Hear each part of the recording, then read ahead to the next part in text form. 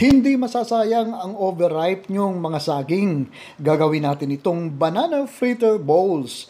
Sa 3 pirasong saging, dudurugin lang po natin ito gamit ang tinidor o kaya kung meron po kayong food processor. Idadagdag natin dito ang 2 tablespoon na sugar, 1 teaspoon na vanilla essence. Haluin lang ng maigi hanggang sa mag-well combine ang mga naunang ingredients. Idadagdag din natin dito ang 1 cup na all-purpose flour at saka 2 teaspoon na baking powder. Hahaluin lang ulit natin ito hanggang sa maging isang smooth na wheat dough. At sa ating kawali naman mamaya ay magpapainit tayo ng mantika.